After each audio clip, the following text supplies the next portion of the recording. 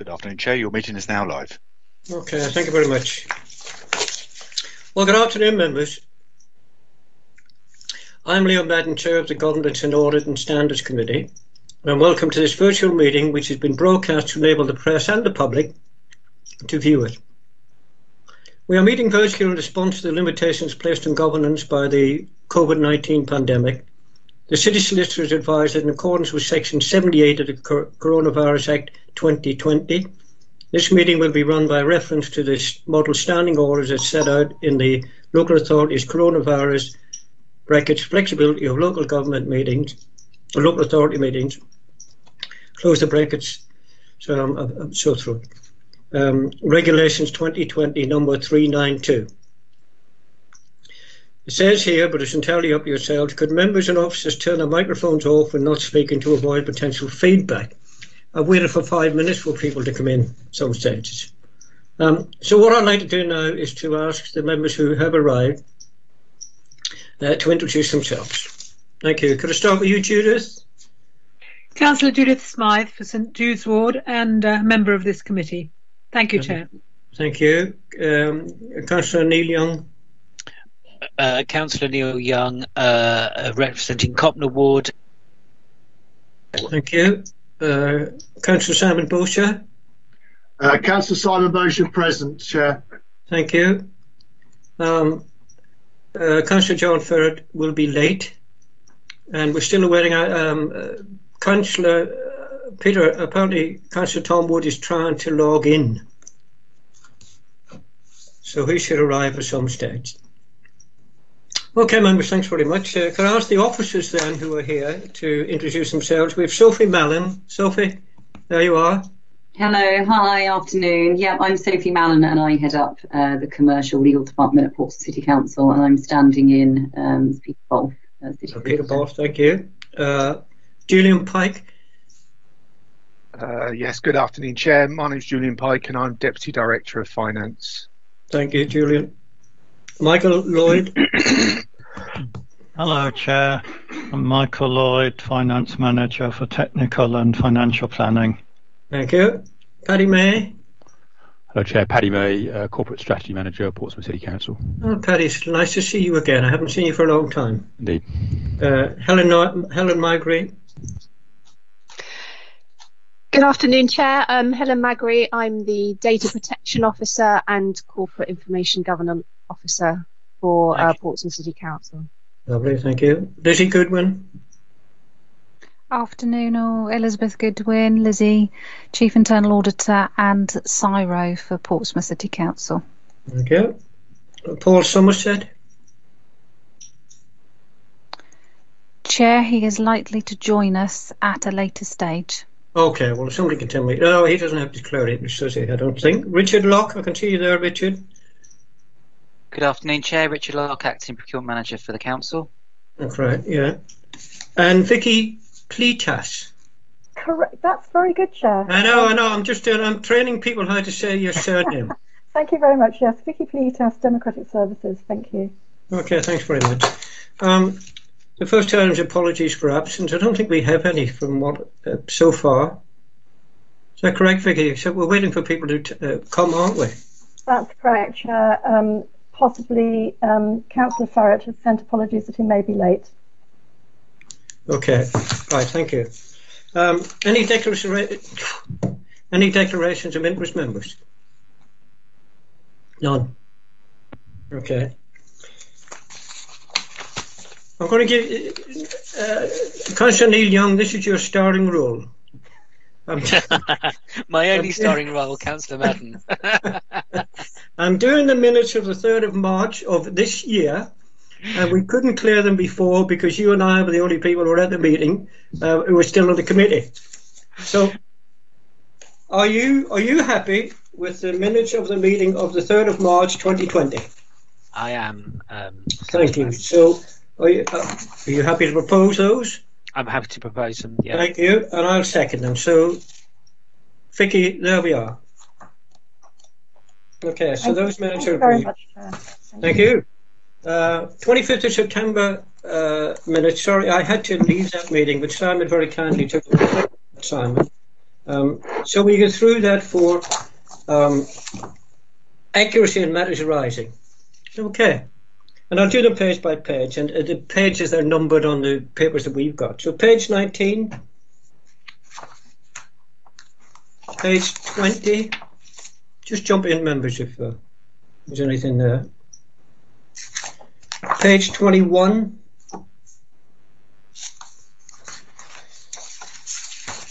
page 22, page 23, page 24, page 25, page 26. Are they agreed? Okay. Agreed, Chair. Thank you. Chair, could I make a request? One. I've not received a hard copy of the gas report, so I'm having to do this online, which I don't have a problem with. Yeah. But it doesn't refer to the big numbers throughout the report, only the little numbers. Okay. So could I ask that you just use the little numbers, because otherwise I'll have no relevance to the page numbers that you're referring to. Okay. Thank you. Thank you. Yeah. I don't know whether we're supposed to receive hard copies of these reports as we're in virtual meetings or not, but the only ones I ever receive are full council. Yeah. Nothing else.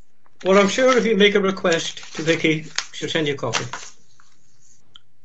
Which I did, because I'm half blind anyway, so I couldn't read all that stuff on the screen.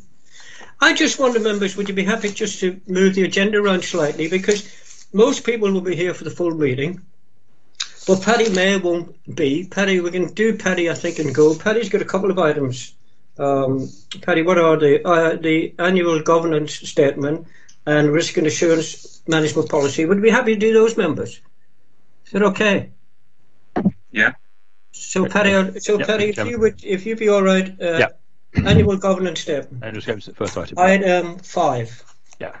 So a reminder that this committee receives the annual governance statement every year, and that the signed version is included as part of the statement of annual accounts. This report is seeking formal approval from the committee for the final version for 2019-20. The committee has previously seen and agreed previous drafts of the annual governance statement, and I think the only changes from this one are mostly related to some tidying up and some typos that I think were pointed out at the previous Governance Audit and Standards Committee. The statement exposes the risks and governance issues for 2020-2021 as well. I'm a bit concerned about controversial. On page 13 of the report onwards, I'm afraid I'm not sure what page that is of the little numbers.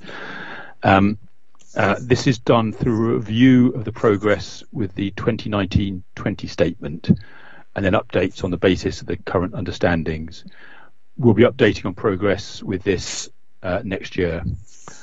I'd also like to point out that within the annual governance statement on page 15 of the report, there are a series of risks that are specific to the COVID pandemic.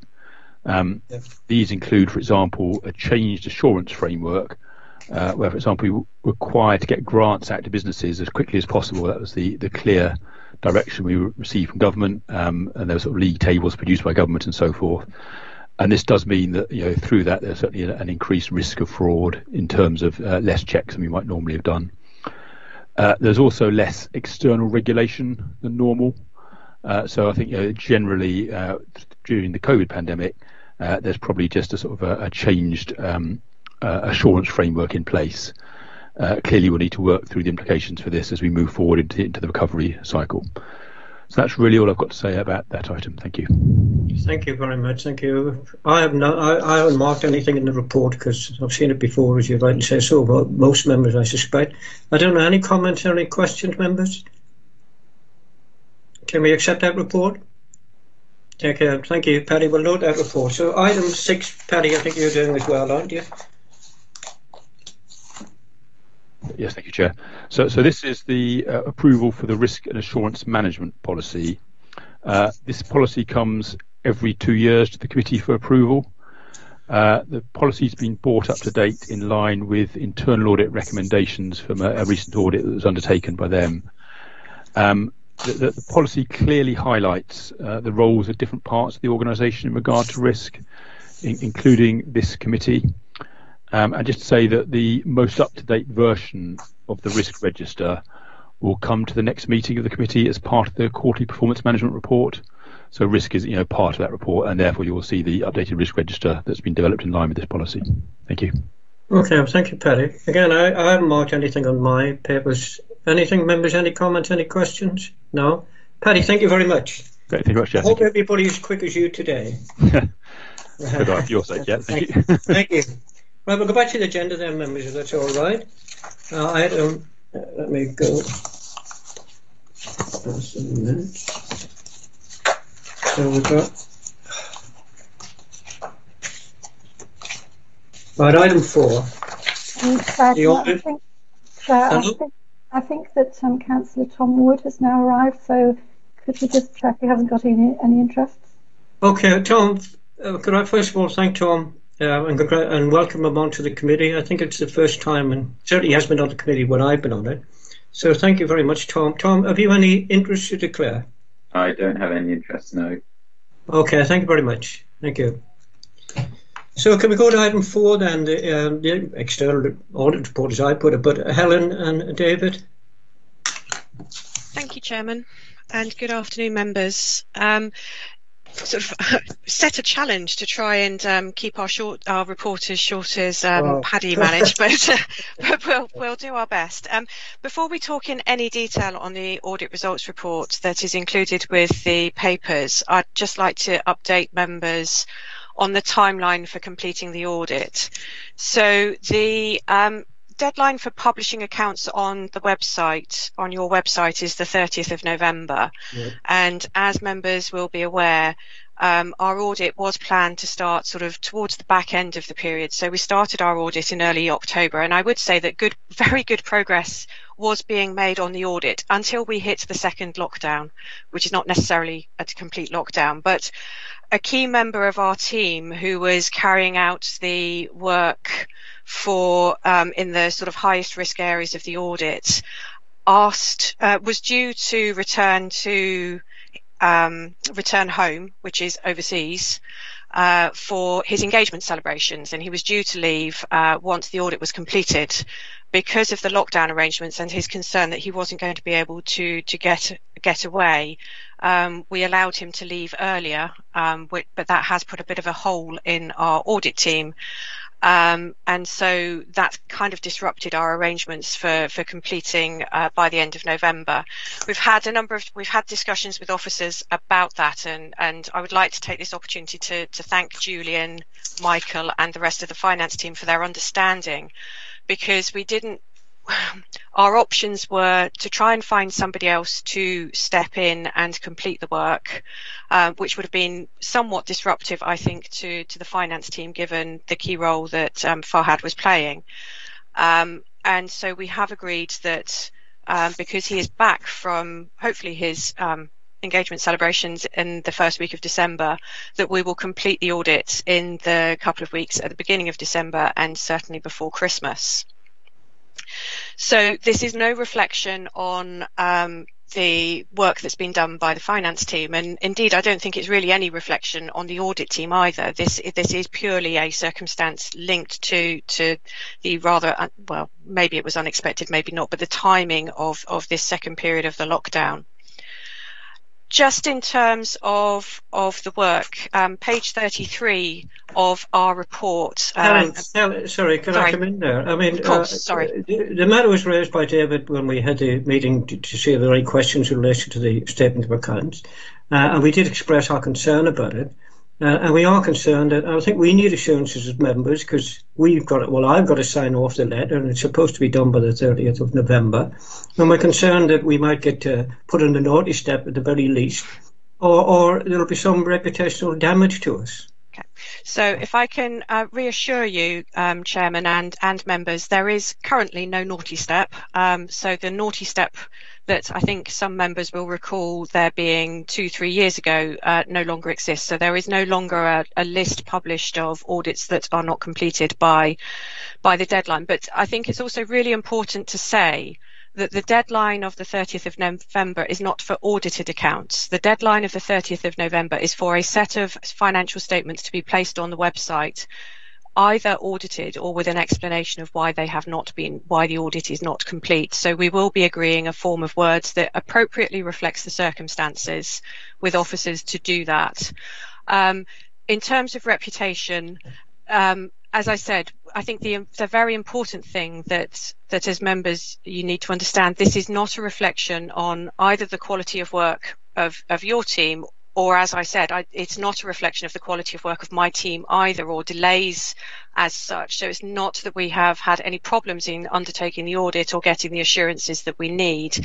This is purely a factor that a member of our team, we took the decision to allow to take the personal circumstances into account, and allow a change in holiday arrangements under quite exceptional circumstances. And we don't have the right person to bring back in and replace at that point, and we don't want to unnecessarily disrupt your team either. There will be a significant number of other authorities that will not have their accounts audited by the 30th of November, but in a number of those cases it will be because of either issues with the quality of the financial statements or the working papers, or different issues in terms of audit resourcing, i.e., just not enough staff. And that's not just for EY, that's other firms that we understand. So I'd just like to reassure you that I don't think that there will be a reputational impact for the council from this. Okay, can I just? Yeah, no, and I do accept that somebody had to go off to get married or go to a wedding or whatever, and that's fine, that's no problem. But, we would have thought that people in the private sector had better back up than perhaps local government has, and that was the concern. Julian, could you comment on this? Thank you, Chair. I think the comment I would make is that it is in our interest to get the audit completed as expediently as possible. And the way to achieve that outcome is to keep the team that's been doing the audit for this entire period consistent. So I think we would actually arrive at a faster opinion by keeping the team the same than if the team was swapped out. And so it was pragmatic to say, whilst it's not ideal, the fastest way of us getting an approved set of an audit opinion would be to keep the team intact and not ask Helen to swap team members out. Okay, well, thank you, Julian. I accept that. There's no naughty step, and it won't do us any reputational damage. But I mean, I hope in future that whatever dates we agree, we changed this actually from July, didn't we, to November, and I hope whatever dates we agree that they'll be stuck to. And if any foreseen problems come along, that somebody will do something about it. But anyway, Helen, just carry on then, if you would. So, Chairman, if I may, and I know Councillor Bosher has his hand up, so I will just respond, if I may, to that. The change in deadline from July to November, originally, yes, we did ask if we could complete the audit somewhat later. Actually, the deadline is now the 30th of November. So the government changed there was a change in the regulations to move the deadline to the 30th of November. So that one is just to address that. Also, if I could, just to be very clear that our team member has gone back for his own engagement celebrations, which in his culture are, particularly important. So, from our perspective, it was something that we felt we needed to accommodate. So it's not just to attend a wedding, I think is probably what I'd just like to correct any impression of that. Sorry, Councillor Bosher. You're entitled to take whatever decisions you have to take, and we have got no problem with it. We've got no control over it. It's just the concern that we might be seen to be damaged somehow. But however, Councillor Bosher. Yeah, thank you, Chairman. I'm sort of on the same page that you are. I mean, I fully appreciate the situation, but effectively, as I understand what you've just been saying, Helen, this is not of a making of Portsmouth City Council. It's entirely to do with your own staff and resources, I see it. Are we going to have sight of, this wording you're talking about, which website will this be going on to? The PCC website or government website? So the wording will be on the Portsmouth website. So a copy of your financial statements as they stand will be placed on the website with a wording to say why the audit is not complete, and we will agree that wording with officers so that it is clear why the audit is not completed. And it will also give an estimated I suspect we will look to have an estimated completion date. But as Julian said, the discussions that we had with officers were, we could keep pushing through and try and get the work done with effectively not the ideal team, which would also put completing by the deadline at risk, or we can wait effectively and build our team. And I would say that the audit is very largely complete. There is it is not going. We are absolutely intending to complete this within the next 2 weeks after the deadline. Within the next 2 weeks of December. So we're not in the same position that we were 3 years ago, where there were more issues that needed to be dealt with. Because we're talking about PCC reputational damage or not, as the case may be. That would also apply to this committee and indirectly to you, Chair, for not having signed them off in due time. Can I ask then that the committee members actually get sight of this wording that's going to go on the website before it's actually published? Because I think if we are if you like, and perhaps I'm being a bit emotive here, the four guys by default on this as this committee which signs it off. But I think at the very least we should have the opportunity to see that wording before it actually gets published. Sorry, Chairman, I'd be very happy to work with Julian to draft some wording at the start of next week and share it. So Julian, I'm sure you'll want to comment. I was going to echo exactly what you just said, Helen. So yes, no problem with that at all. Okay, sorry, Simon, is that okay? Yeah, that's it. I'm just working out how to put my hand down now. Yeah, I know. Councillor Judith Smythe? I just was going to say the same as Councillor Bosher, so thank you for that. But I wanted to add that we do need to bear in mind that when we're retendering for this sort of thing, one of the reasons that the 5 or 6 largest companies that do local authority audits, we choose very much on the basis of capacity. And if I was sitting here in a middle-sized or a smaller consultancy that has the skills and realised that I might have a better chance next time, I think it would be something we should bear in mind. One of the reasons that local authorities choose people like EY is because of capacity. I have no problem with the solutions. I have no problem with your how you've done it and what the proposal is, but I just think we need to bear that in mind. If I may, Chairman, just for Councillor Smythe's benefit, to a certain extent, the way in which the contract is awarded for the external audit for Portsmouth City Council chose to join the procurement through public sector audit appointments. So I suppose effectively what I'm saying is you couldn't choose us, nor could we choose you. We were kind of put together, as it were, through PSAA. Quite what choices will be, how both the City Council will choose to go through a process when the 5-year contract is up. I fully understand. It's just to explain that. I understand that. It's just that it is always the thing that the larger companies guarantee to us, and now we haven't had it. And it's fine. What we're doing is great, and I appreciate your work, but we ought to just bear it in our minds. Okay, we spent a long time in this one. Sorry, can we get back to the report, Helen? Because there's a lot of updates, but in the executive summary and other bits of the report that you were going to give us today. Yeah, Chairman, how would you, in terms of approach, very happy just to focus very much to give you updates on the work that was outstanding. So that was on page 33 using the large numbers of the report. For Councillor Bosher's benefit, it's page 7 of our actual report. I don't know if that helps or not. So that sets out where there was work outstanding.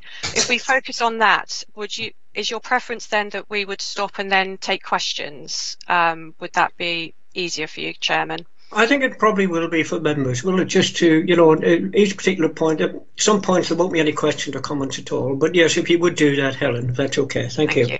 In that case, David, please could I ask you maybe to just take through where we are on each of those areas of outstanding work? Yeah, sure. Good afternoon. So the first one is testing of property, plant and equipment and investment property, principally valuations and additions. So the work on valuations is still ongoing. That relates to a couple of the areas of risk which are explained further on in the report. We do now have the work through from our internal specialist on that, which we need to go through, and then there is some testing still ongoing through the local audit team. The work on additions is now substantially complete. And subject to final review, there are no issues arising from that. And again, that pertains to one of the significant risks later in the report. Testing of expenditure is now substantially complete. There is some work remaining to be completed on disclosures, but that is now further progressed than it was when the report was submitted into papers. In terms of pensions, again, that work is substantially complete. Been in discussion with officers around one audit difference arising in our work on pensions, but which is not material to the financial statements. And the work on creditors, again, there's just some residual documentation to be done there, but otherwise that is substantially complete. The value for money risk-based work remains ongoing. We're reviewing the supporting information for that work. It had taken us a while to sort of get that information together, so that work is still ongoing at this time. Our review of the authority's going concern assessment, again, is well progressed. Just needs some revisions before it can go into the internal consultation process, which we have to go through on all of our audits this year, because that feeds into the potential wording of the auditor's report at the end of the audit process. General audit procedures, that's really referring to a number of tasks that we undertake under the ISAs, which are not substantive testing of balances within the accounts, but are other considerations that we're required to undertake in respect of the audit as a whole, and some of those do still remain ongoing. The other points which are under the sort of next subheading on the page are to do with sort of the overall concluding procedures that we undertake at the end of the audit, and so those do remain to be completed contingent on the completion of the bulk of the outstanding substantive work. The one there which is subject to a slightly different time frame is the whole of government accounts, and that work can only really be completed once the financial statements work is finished. Thank you, David. So, Chairman, I think that's an update, and that also provides the same update for each of the areas of focus throughout the report. But if there are any specific questions or comments that members have, David or I will be happy to try and answer those. Okay, thank you. So you've more or less, David, I'm a bit confused because we've got all this massive paper which I've read and marked up some of it, but actually you've covered the whole report. Is that correct? We were trying to be brief and summarising, Chairman, but we can be in more detail if you would like us to. No, that's fine. I thought you'd just complete the executive summary. Any questions or points, members? No? No? No? Okay. Judith, please. Looking down on your page 8, big page 34, this is your list of some of the outstanding issues and things. I'm aware, for example, let's just draw attention very briefly as an example to the valuation of land buildings and investment property. There's been quite a big movement in that since the end of the close of the financial year. Will you be anticipating anything there, or will your work complete as to the end of March? So if I start, David, and then you perhaps pick up. Yeah, sure. So we are looking at that the values within the accounts are fairly stated as at the 31st of March. So the work is is largely focused on that. However, we are also mindful that if there was a significant movement post balance sheet, should that be disclosed? Is that fair enough, David? But largely it's focused on the 31st of March. Yes, that's fair. As Helen says, the audit work is focused on the balance sheet. I understand there has been a considerable drop. Is that something you would consider or not? I think it would need to be some circumstance that was particularly specific to Portsmouth City Council, as opposed to potentially, a drop in relation to, say, the impact of COVID. That would be more likely to be picked up through the audit work next year when we were looking at the valuation of the assets in the following financial year, I think. Is that fair to say, Helen? Yes. Yeah. Okay, Judith? Mm. Okay. Any other points or questions on this particular report, members? Can we note it? Okay, thank you very much. Chairman, if I may just say, our intention will be to reissue the report once the work is complete, and we will agree with officers the most appropriate way of circulating that to members. Okay, thank you. Thank you. Can we then move on to Annual Statement of Accounts 1920? You've had several emails on this, members asking if there's any. Well, there was an urgency to it, and there still is an urgency to the extent that we still have to put something up by the 30th of November, or will do, and we'll see what external audit have got to say and agree that, hopefully. But what we did, we had a meeting a few weeks back just to see if there were any particular questions that member, so that officers coming today would be in a position to answer them or incorporate them into the report. And then I asked Vicky to send out an email, which she did. So I don't know if there's any, and I think today there was a bit of tweaking or a bit of an amendment to them that you put out, Julian, I think. Some of the small bits that I picked up at the last meeting. So would you speak to the statement of accounts then, Julian? Yes, thank you, Chair. If I could just give you a very short introduction. The initial planning for the preparation of the statement of accounts began as far back as October 29, 2019, with work commencing in earnest in January 2020. The accounts payable and accounts receivable subledgers were closed as at the 31st of March during the first week of April. And by the end of April, all the finance teams had completed the closure of their service revenue accounts, which was only 1 week later than what was originally planned, and a very good outcome, bearing in mind we were in the grip of the current pandemic at that stage, with staff working remotely in less than ideal circumstances. Mike Lloyd and his team then took over to produce the statement of accounts, which are before you today, and Chris Ward, in the capacity of Section 151 officer, signed the draft statements on 30th of July 2020, and he subsequently re-signed this latest version, which includes the correction of a number of typographical errors and 7 non-trivial amendments, which we have agreed with our auditors. Alongside this work, the external auditors met with us in January to plan their visits. They completed their interim review in July, and they returned in October to undertake the full audit, which has resulted in the audit results report, which you noted earlier on this agenda. Appendix D of that report, of which the chair and the Section 151 officer will be asked to sign. On the 6th of November, members of the Governance and Audit and Standards Committee received a presentation of the Statement of Accounts, a copy of which has been included with this agenda for information. During that presentation, and also as previously circulated, members were advised of 4 non-trivial changes to the Statement of Accounts, which we had agreed with our auditors. And since that meeting, we have agreed a further 3 non-trivial amendments, which have also been previously circulated. And I will ask Mike Lloyd to take you through these additional amendments now, along with the recommendations on the report. Yeah, thank you. All right, Mike. Yeah, okay. Yes, there's 3 non-trivial adjustments we've made. The first one relates... Yeah. Chair, would it be okay for me to share the screen so that people can see the amendments that Mike is talking to? I think that'd be helpful, yes. Okay. Yeah. Yeah. Hopefully you should be able to see that now.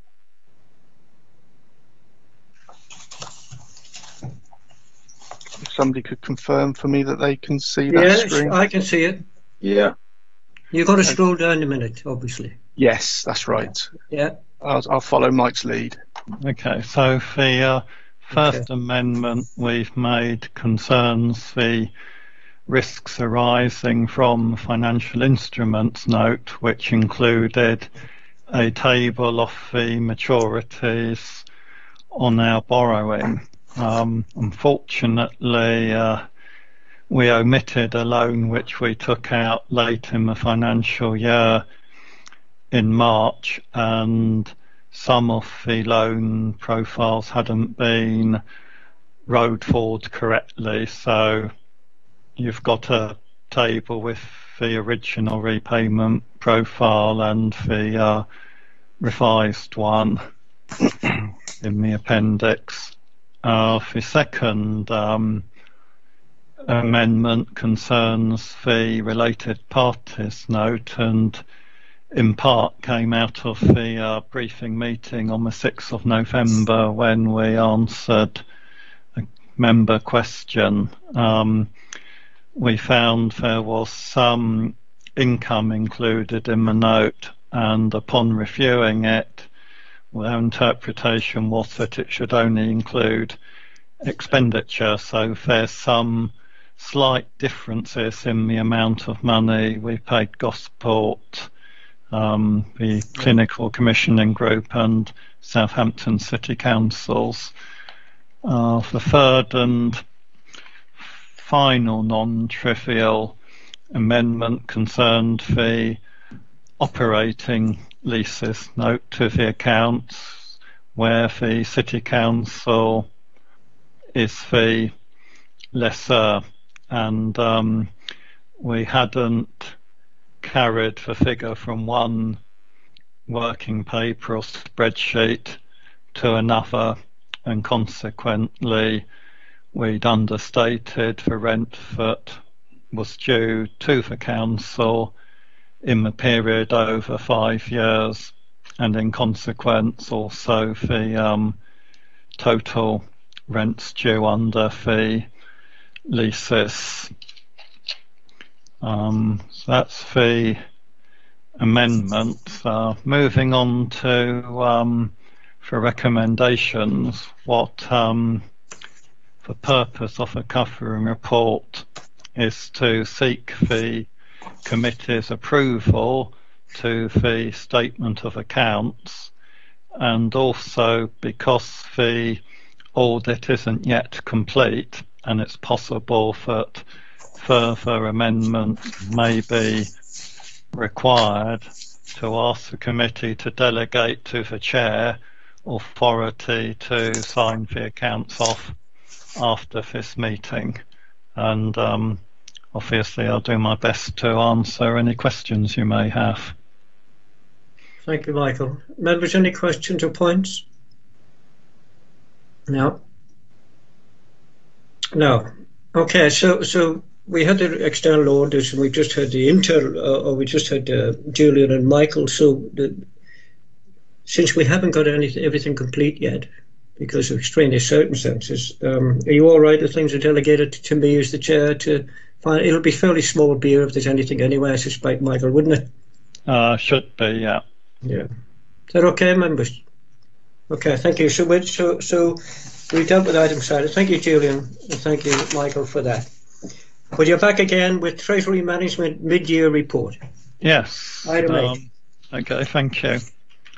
Yeah, this report will be going on to the Cabinet and Council for approval, and is brought to this committee for scrutiny. In terms of our borrowing activity, we previously reported that we borrowed £60 million in quarter one. There were no further borrowings in quarter two. Our investment returns, unfortunately, are on a downward trend, in line with the expectation that bank base rate will remain low for a long time. The report has been to the cabinet briefing meeting, and some amendments will be made to improve the clarity of the report. In particular, where the report refers to alternative borrowing sources to the Public Works Loans Board, that will be elaborated to say that the main alternatives will be to borrow from other local authorities, financial institutions such as insurance companies, pension funds and some banks, and the Municipal Bonds Agency. Michael, I think that's fine, but I think we have a paper in front of us, and I think if we're going to agree it, we'll need to know the amendments and where they are in the paper. Could you tell us, and just to be clear, thank you. Yeah, certainly. So all the amendments are in the appendix to the report, and the ones concerning alternative sources of borrowing are in paragraph A3, and it's a paragraph, third one down from the graph. On page 3 of the exempt report. Sorry, not the exempt report, the appendix. The appendix. Yeah. Yeah. Yeah. So what are the words that you're changing, Michael? I can see all this in front of me.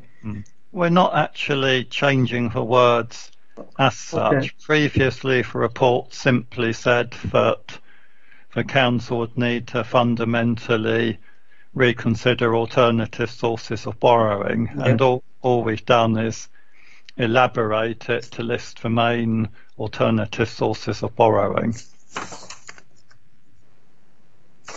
So you will have incorporated into that then, I was going to ask a question which I don't need to, the Municipal Boards Agency then, that'll be incorporated into that particular bit, will it? It will, as an option for borrowing, yes. Okay. Yep. Yep, okay. And the second amendment is in paragraph A4 on investment activity, and in that section, on the third paragraph down, we'll be adding a sentence to say that it is possible to insure deposits with banks against the risk of a bank defaulting through a financial instrument known as a credit default swap, or CDS. So we're simply hopefully making it clearer what a credit default swap is. Yeah. I get that. I get it. Yeah, okay. And I'm happy to answer any questions. Okay, thank you very much, Michael. Any questions or points, members? No, I don't have any. So, again, thank you for the report, Michael, and thank you for the amendments to it. And it is going to Cabinet anyway, as you say, on the 1st of December. Yeah. Okay. Thank you very much. Item 9, which I hope members have, it was sent out after the report, but it's we've got Sophie Mallon. Hi, Sophie. PCC Company Shareholder Committee Terms of Reference. Hi. Thanks, Chair. The basis of this report is off the back of the Cabinet decision that was taken in March to formalise, as per the Constitution, a shareholder committee function. And as part of that report, there was the recommendation for the terms of reference for the shareholder committee to be sent here for review. So they're included at Appendix A. There was also some best practice guidance included at Appendix B. And this report seeks for a recommendation for a delegation to the City Solicitor to work with the existing constitutional documents. So that's individual company constitutional documents to ensure that they're brought in line with those recommendations and best practice guidance documents. Okay. So if I don't see any questions, if you want me to go through the terms of reference themselves or the document that talks around those best practice that have been picked up. Yeah. Excuse me. So, I don't think it's a conflict of interest, but I was on the Cabinet when we made that decision. Am I allowed to review it if I was on the body at the other time? Is that a thing? I think you are. But, it's not a personal, I think, Tom, but Sophie, you can answer the question. Yeah. As well. No, there's no issue with that. Essentially, these are the terms of reference rather than the decision itself that was made. Fabulous. Could I just a couple of little amendments? That's all. Judith, what did say? Sorry. On the draft shareholder committee terms of reference, at item 2.4, it strangely says the leader will be the chairman of it, and then we talk about a deputy chair and a chair later. Could that be changed to chair, which is what we tend to do these days? Yeah. And Sophie, when I read that legal bit, Appendix 2, I didn't print it off because there was too much of it. There was mention of oversight. I presume that means this panel. Could you expand a bit on what this panel would do? We haven't agreed the terms of reference or whatever we need to do today. What will our role be thereafter? Yeah, this is a point. So essentially, the kind of overall governance is it should be ensured by the shareholder committee function that gives that cross-party oversight, which you would envisage should be happening in our current constitutional form, but actually it isn't, because there is a bypass route by which the companies can act. So the terms of reference here don't reference this committee, but we need to tidy that up, because as per the constitution, decision making, member conflict and things like this will automatically go up here. We'll cover that as it already does. Yeah. Okay, so there'll be another paper then at some stage. Presumably we've got to go to council anyway, deciding who the members are going to be. It's one of 5 members, so that'll go to council, and there might be a bit more information based on that legal report that from some legal people that you know might not be in. Is that correct? Exactly. So essentially, we're yet to, once these are agreed in terms of the actual membership, we can get the formulation of the shareholder committee up and running. And post that, then the work will start in terms of ensuring PCC companies are feeding into that, and their constitutional documents do that. So that's the work then that's then the delegation would be to the city solicitor to work that process up, to include and align it to our existing functions as per the constitution. Okay, thank you. Councillor Smythe? I mean, I remain a bit worried and a bit confused about this. I mean, it does seem to me that it would be possible for the majority shareholders, who would be automatically from the administration in control at the time, could override others' concerns. And it seems to me that I don't quite understand, given what you've written in this constitution, and I've got quite a good experience of writing constitutions. What would happen if there was a great big bust up? I don't see, it's all about oversight and looking at annual statements of intent and looking at accounts and that sort of thing. But if there was a great big bust up at any stage, I don't see how that would be resolved, or where the decision would go to next, or how an external body would be invited in to adjudicate and make sure things are right. There's no fail-safes in here, it seems to me. Completely. I take that point. It makes me very worried. I mean, all the governance things that I've drawn up have got some kind of appeal, fail-safe, inspectorate, audit, the ability of minorities on these shareholders committee to draw in an independent advisor, that kind of thing is not mentioned. I think it's all a bit. I mean, I can see you've done a good job, and it's good to have something, but it's not good enough yet for me. Yeah, no, I hear you. And essentially what these are is just initial terms of reference of the shareholders committee. What is yet to come and what needs to come is the constitutional update, which refers to the shareholder committee and how that interfaces with our existing constitution.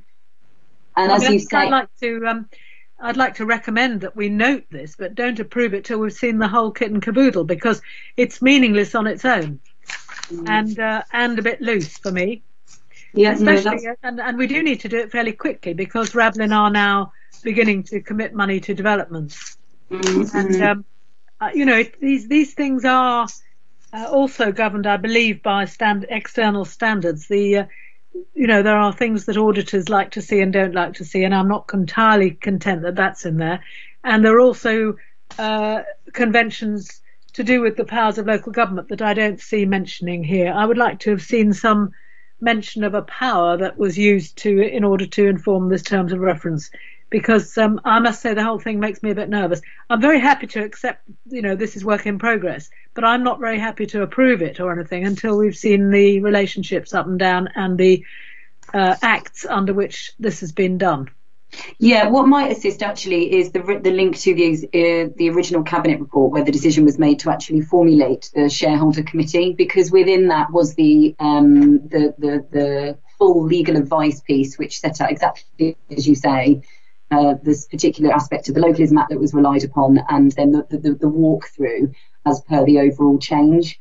As you say, there's a need to kind of update, but actually this isn't just in line with Ravlin, because we have Portico, we've got a number of existing companies which are trading and acting, which due to the kind of review and best practice documents that legal carried out aren't functioning in kind of the best practice form that we're suggesting here. So actually that cabinet report, which is linked in the background, does set out as quite rightly you've noted, the rationale and the legal basis for which the decision was taken.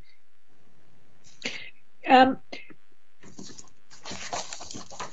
think that makes me equally worried, really, because there are lots of these. I mean, it doesn't really tell us in the terms of reference who accounts to who and who has the trump card, and it doesn't tell us what to do in the event of a big disagreement.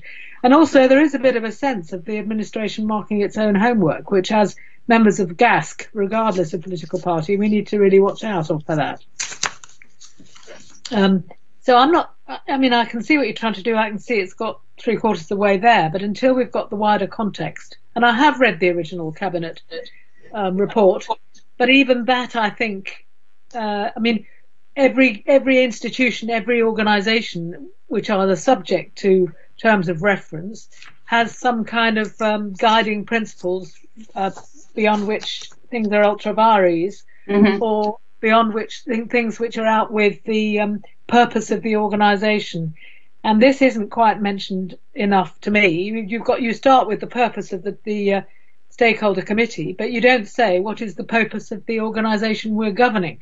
And therefore, it would be very easy for people on the stakeholder committee who are not involved directly in it on a day-to-day basis to get the wrong end of the stick from the outset. And mission drift is a very important thing that governors have to watch out for. So it seems to me that it isn't really quite bedded in the reality of what it is we're trying to do yet. And I'm sorry to be critical. But as I say, I have a very long history in my private career of having done terms of reference for organisations, and I don't think this quite cuts it for me yet, I'm afraid, Chair. Yeah, no, I hear that. And also as well, the recommendation at 2 does talk around the delegation to the city solicitor to ensure that those necessary constitutional changes are in place. So this document will sit alongside, as I say, the interlink to the constitution. But yeah, I take that point. But that's why I can't approve it or even comment on it till I've seen the context. And it's very deficient on some things. It's very deficient on telling us what is the nature of the company that we're meant to be on the stakeholder committee for. Is it a non-profit or a for-profit? Is it got an objective of some sort? Has it got we're asked to monitor all that, but we can't say whether a business plan is good, for example, if it isn't known what the organisation is for.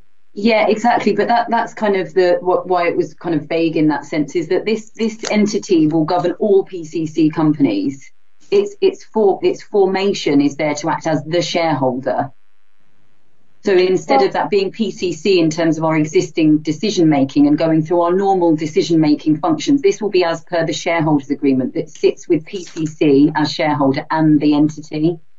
Well, I can see that, but I never would never buy shares in something I didn't know what it was doing. So it is, I think it in itself has to have an appendix of all the businesses that are under its umbrella at any particular time. So I really find it difficult with this one. It's so it's out of context for me. I'm quite happy to agree it later on, but I don't understand the context at this moment in time.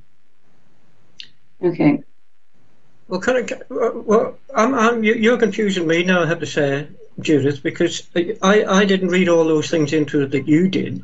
I mean, probably because I'm used to the political proportionality. If there's an overall party in control, well, clearly they will run it anyway. As things sit at the minute, of course, there wouldn't be, and therefore there would be people who would want to challenge it. I'm not too. Some of the things that are going to happen, I find it very difficult not having sat on a board of this nature anyway, to see how it's going to go forward. But I think it has to go forward, and Judith, if we hold things up for some time, I don't know that we'll ever get to perfection.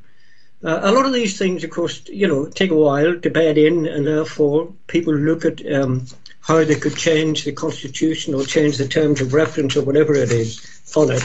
But the fact of life is that it will be cross-party, and that's correct. And I suspect, as I tried to do, and hope I did, I'm not on it anymore, when we did the Constitution for the Health and Wellbeing Board, to make sure there were no votes at all. Because I thought it was agreed we couldn't write it in, apparently. But we wanted consensus on it, and I think on something as important as this, I would expect whoever's chairing it would be looking for consensus rather than pushing things through.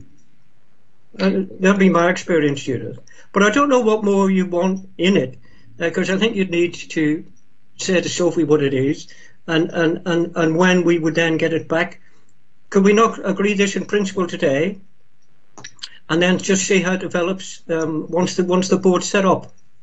Would you be happy with that, Judith? You're on mute. You're on mute, Judith. I guess I might be in a minority about being nervous about this, but I would like my concerns to be minuted.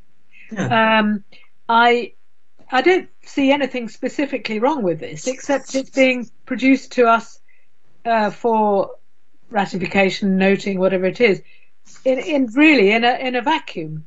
We could be making nuclear weapons, as it stands. We could be trying to rip people off in some way, which I wouldn't like, as it stands. And I don't think I can therefore, and also it doesn't deal with what to do in the event of a big bust up, which all terms of reference need to have. So I'm quite happy if, and I don't, there's nothing wrong with what's written. It's what isn't in it that's wrong. So I'm quite happy if we do go ahead and suck it and see. But if I was ever put on this committee, I would make the same remarks when we first set out, and it might be embarrassing and boring, and everybody would say, "Oh, it's just Judith being boring about governance." But and we might not get very far at that point.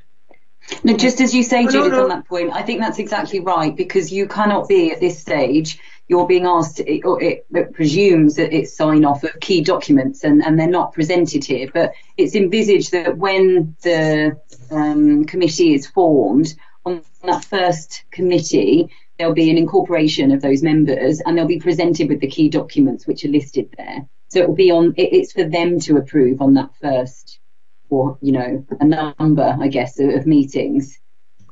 Yeah, I don't think it's exactly. I understand what you're saying there. You're going mute. I won't postpone this too long, Chair, because it's a minor part of a meeting with an important agenda.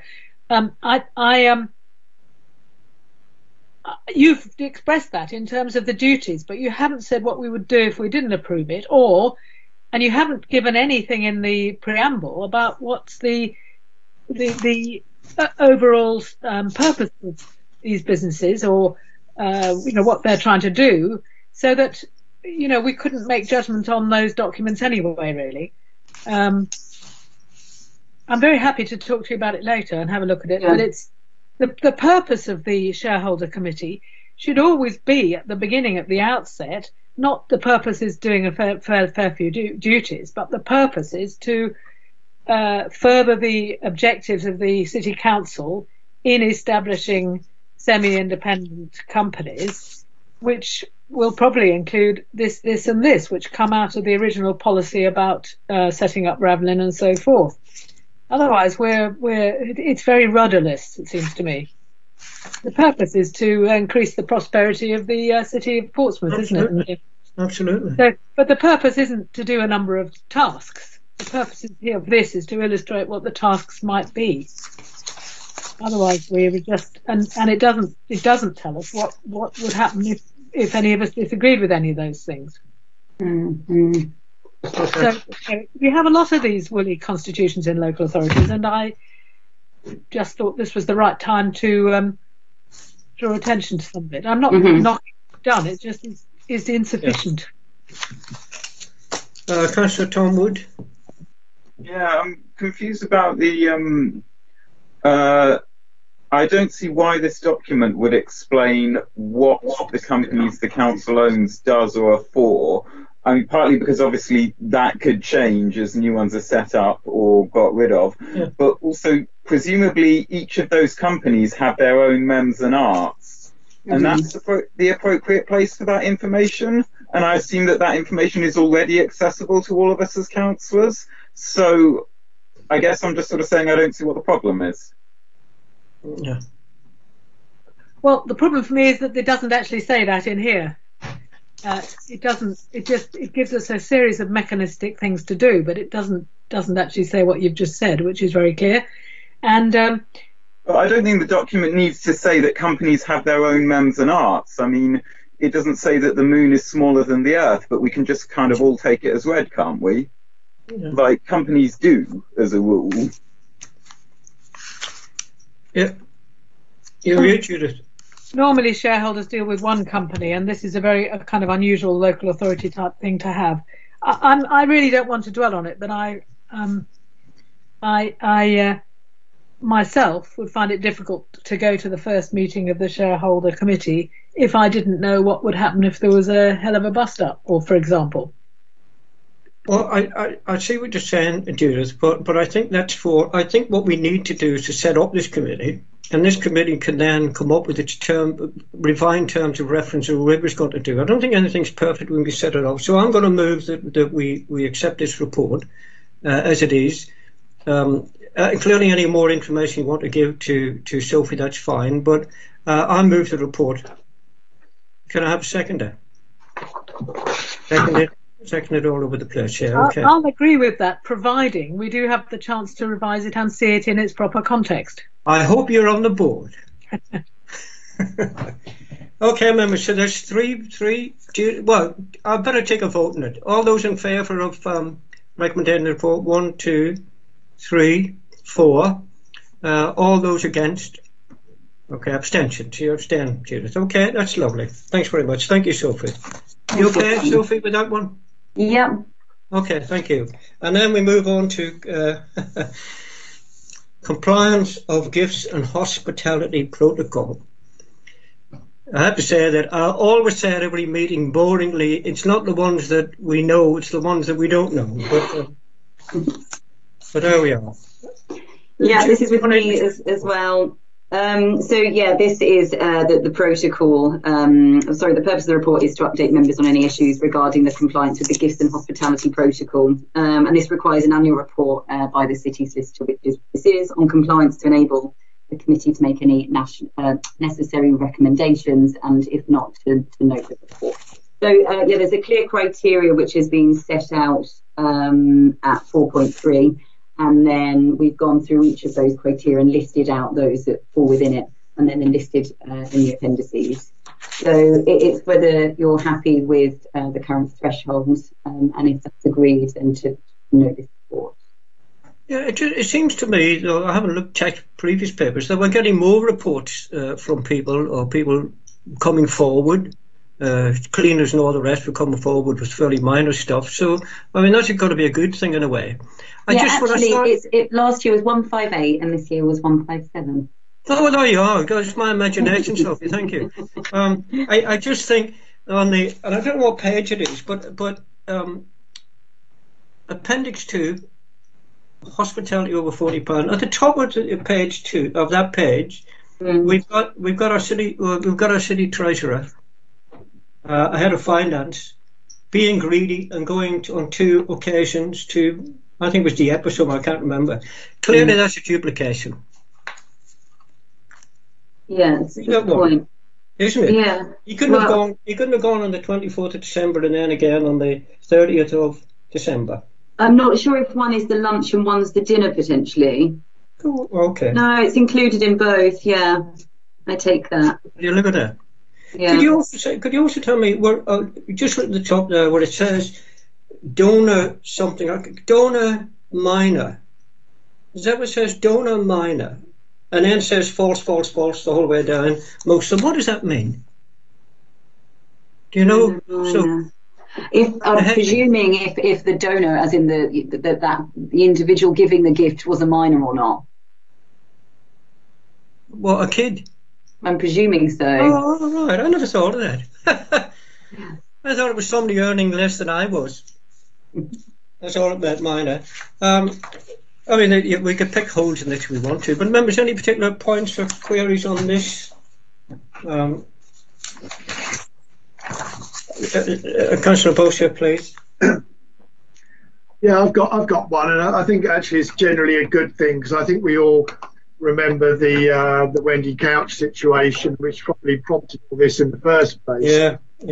I've got an interesting one. I just want to get an idea around it, and it's highlighted in the original report as being a meal out at a restaurant and a donation given. Yeah, I see that. Yeah, and it's highlighted in the, I think it's Appendix 2. I just find it curious because did they give a donation, and if so, who did they give a donation to, and what was the value of the donation?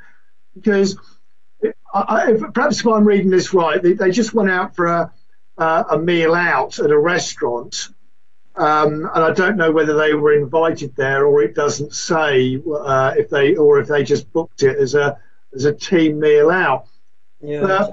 I would have thought that, and perhaps I'm being overly sensitive, if they went for a meal out at the invite of the restaurant and came to pay the bill, and the restaurateur said no bill, they made some sort of token donation, I still find that a touch uncomfortable, because it's still, the restaurateur is still sort of getting what he was looking for in the good graces of the city council by offering a free meal. Or perhaps I'm just being a touch oversensitive and reading too much into it. It'd be interesting to know what sort of donation was given and who it was given to, because I'm sure the correct thing would have been to have insisted that they paid the bill. That's a fair point. Fair point. Could you look into that, Sophie? Yeah, I've noted that. Yeah, I like the ones underneath that, Simon, where James.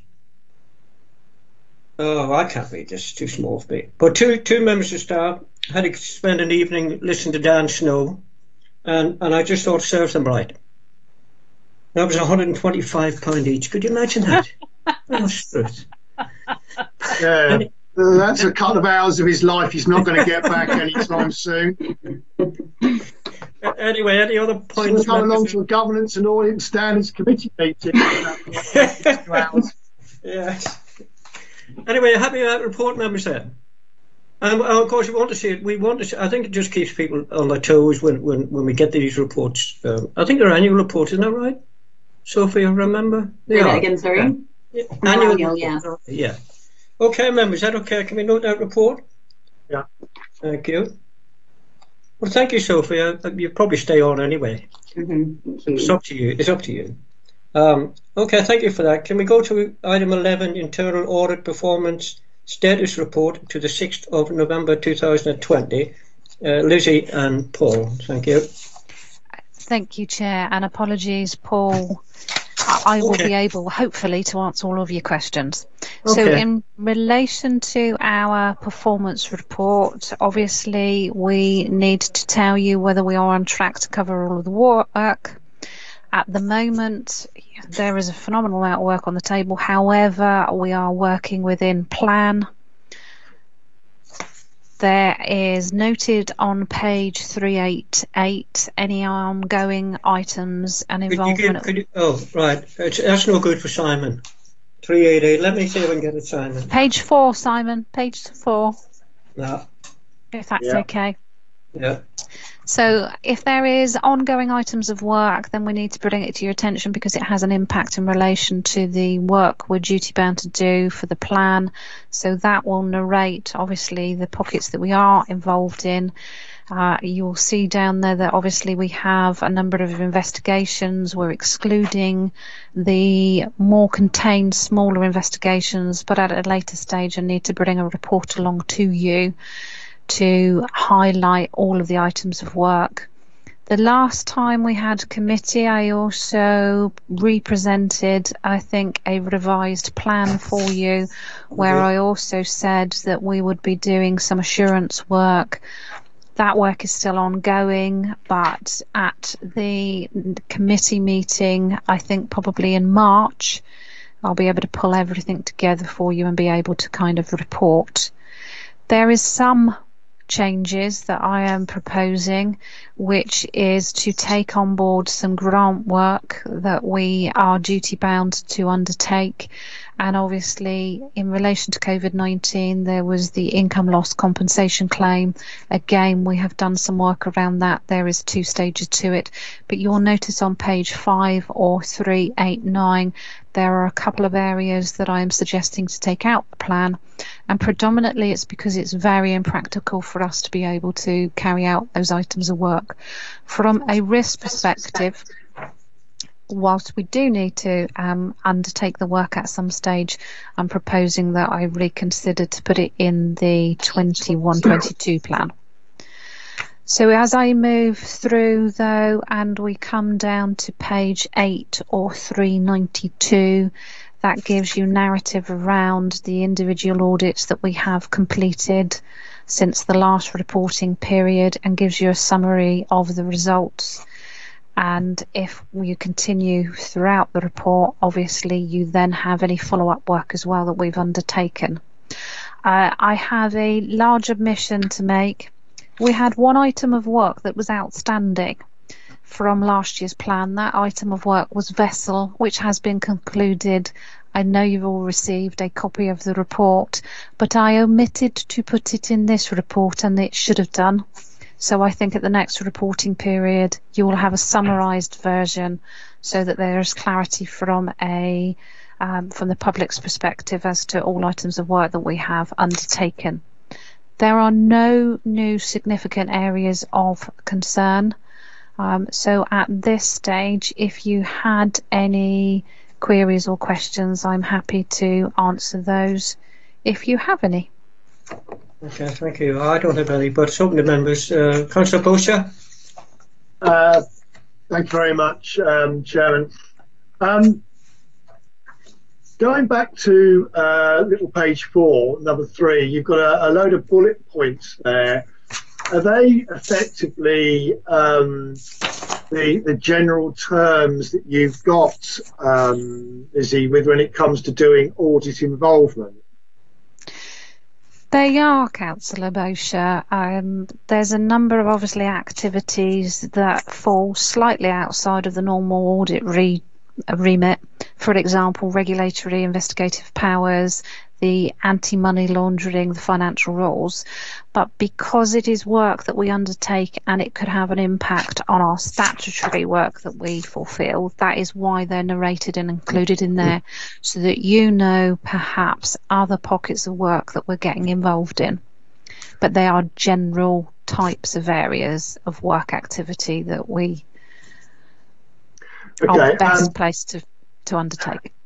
Within traffic and transportation, we've obviously had the emergency active travel funds and the 2 tranches that we've had. Notwithstanding the controversy around things like Elm Grove cycle lane, seafront closure, Eastern Parade, Eastern Road cycle lane, etc.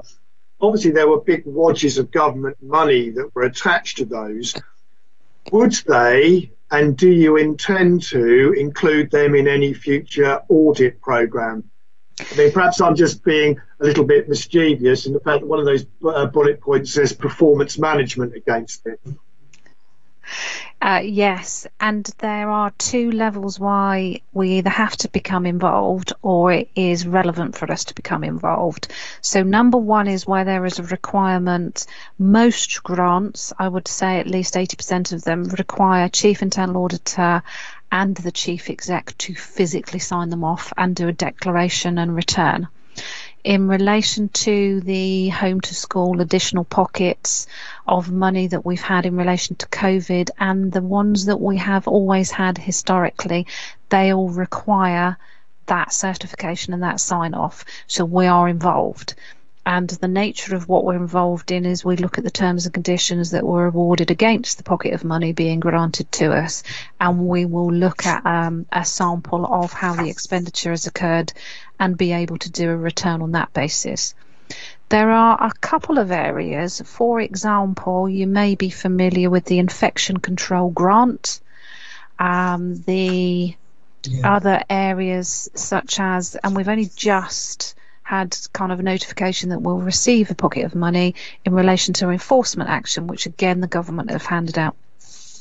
Neither of them have a requirement for audit to get involved for a sign-off. However, there is narrative in there that says if you can get an independent party to have a look at it, it would be good practice to do so. And as part of the assurance framework that we do, whilst I don't need to do a physical sign-off, we will still do pockets of work, and we have done on the infection control, because it is relevant that it is public money and it is outside of the normal boundaries of other expenditure that we deal with. And it is to enable me to give Chris of Section 151 a level of assurance that we've still gone about processing things in a structured and appropriate manner. So if it's to give you some comfort, so it will either be detailed within the plan or it'll be detailed within our assurance work. So we will see something at some point then on it? Yes. Yes, likely if it is a grant verification, and we may have a couple in this particular area. If you were to look at page 10, you will see, for example, we've got disabled facility grant, COVID income loss compensation claim, and the infection control, where I'm actually saying to you, and I know it's a very small paragraph, but I'm saying we were either comfortable and satisfied that they met the conditions or we weren't. And for grants, it is very simple, a yes or no. Okay, Simon. Okay, thank you. Councillor Judith Smythe, please.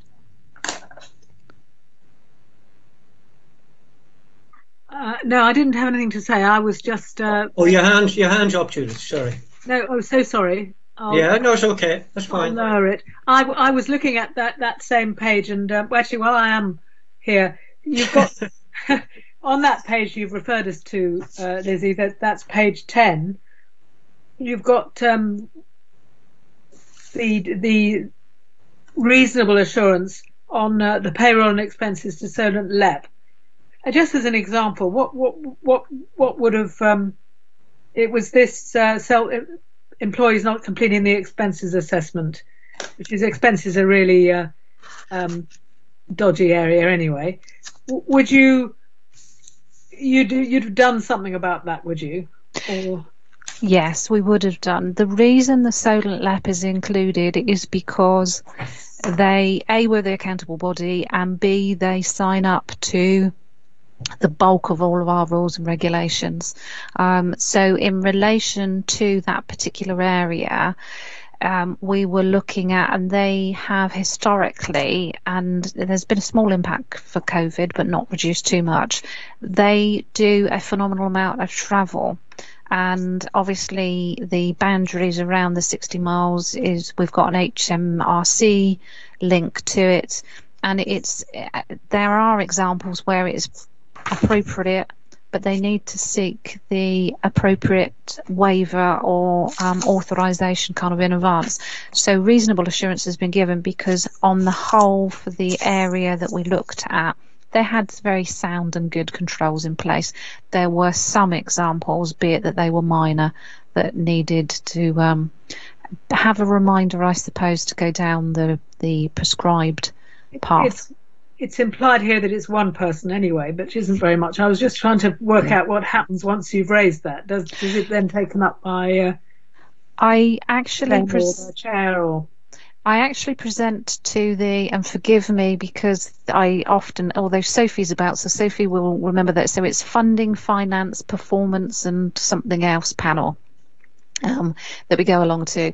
So it gets presented to members there, but like all of our other audits, there are agreed actions. So they have to sign up to say how they're going to mitigate the risk exposure, however great that risk exposure is. So yes, and we will do a follow-up at a later stage as well. Okay, thank you. Thank you. Thank you. Any other points, members? Okay, well, thank you, Lucy. And okay, members, the recommendation, we note the audit performance and results for 2021 to the 6th of November. Is that okay? We agree those recommendations. Thank you. Thank you, Lucy. Sophie, you're back on again. I'd missed you. I would have put all yours together. This is the old chestnut that we come up with, right? I don't know what the change happened on the 25th of November or whatever, but or 6th November, because we had it at the last meeting. And this is just for members' benefit to say, you know, it's to have a wide a pool as much as we can when there's complaint against members for the initial meeting, and then if it's moved upwards to the complaint committee. Members, no problems with this in the past. Is that okay? Is that agreed? Yeah, it's something we do every single year, Chair, isn't it? Well, we've done it several times this year, apparently. But yes, okay. Thank you very much. Okay, Sophie, sorry, I would have let you in there, but... No problem. That's great. Thank you. Thank you. Data security breach report, we've got Lizzie and Helen. Okay, the floor is yours. Thank you, Chair. Helen obviously knows all of the technical areas, but I don't know if you will recall the last time that we presented a report to you was probably back in March of this year. And what we wanted to do was we wanted to revisit the nature of the content of the information that we were presenting to you.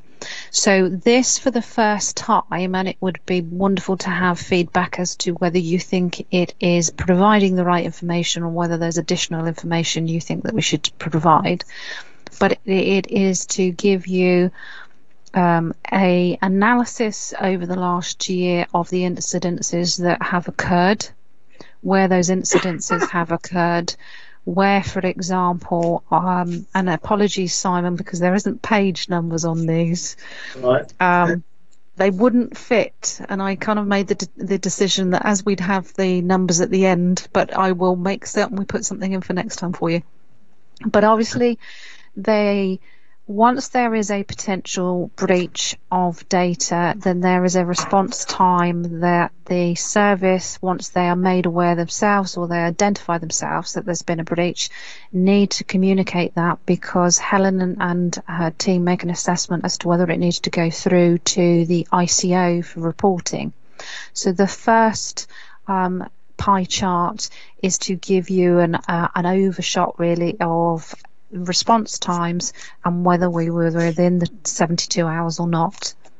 Moving on, in relation to the medium that's narrated, that again is to give you an overview as to the nature of the breach. Now, there are quite a few occasions where it is not only that it is an email, but it may have been a letter, or it's a laptop and it will also contain emails.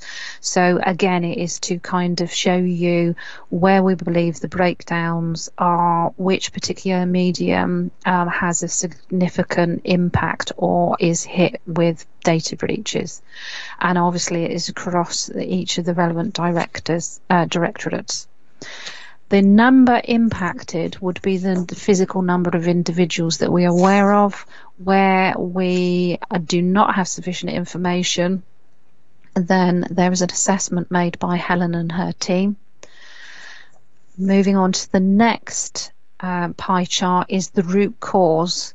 So the root cause is when there is an investigation, be it an investigation within the service or an investigation carried out by Helen and her team or other parties, as to why we had the data breach, and you can see there are columns there for whether it is cyber, whether it's human error, whether it was a deliberate criminal act, so forth. And obviously, moving on, we've got the action taken. It goes without say that apologies are given on every single occasion, which is why we have not factored this in.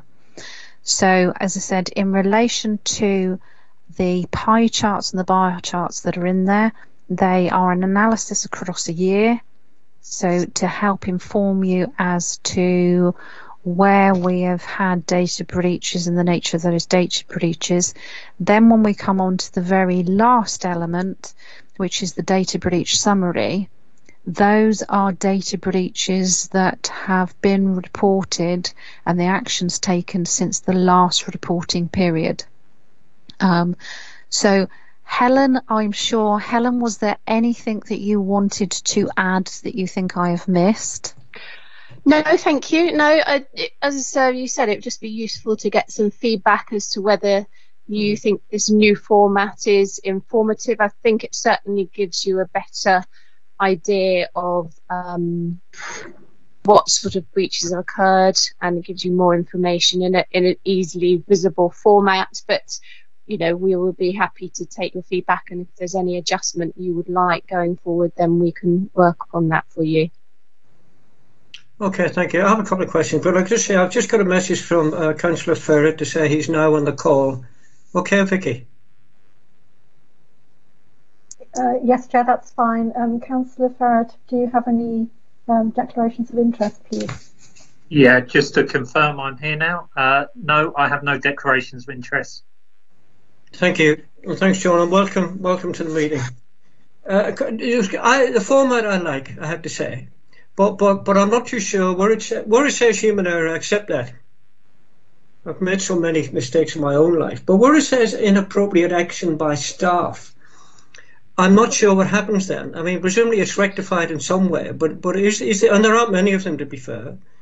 And some, in fact, we've referred upward. But what happens when a member of staff we believe has done something inappropriate and probably deliberately, which is what I say. Sorry. So if that's the case, then our formal action policy would be followed. So we have a route of working with HR as well to make sure appropriate action is taken and that is consistent across the organisation. So yes, you're right. This would be where a member of staff has deliberately breached the Act. So it might be where they have accessed records without a business need to. That's probably the most common, although there haven't been very many. That would be the most common reason in that particular category. So where a member of staff has access to a system for their business needs, but they might have looked at something that they didn't need to for some sort of personal gain. Okay, thank you. Councillor Judith Smythe, please.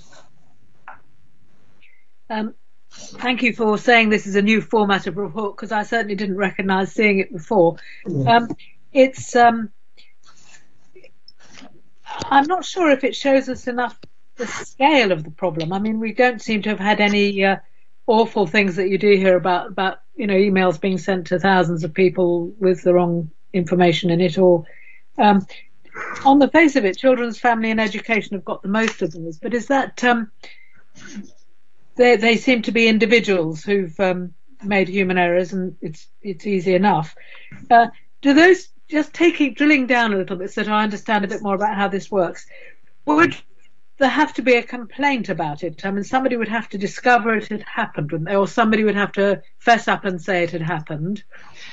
Is this therefore just, the first question is this therefore the tip of an iceberg?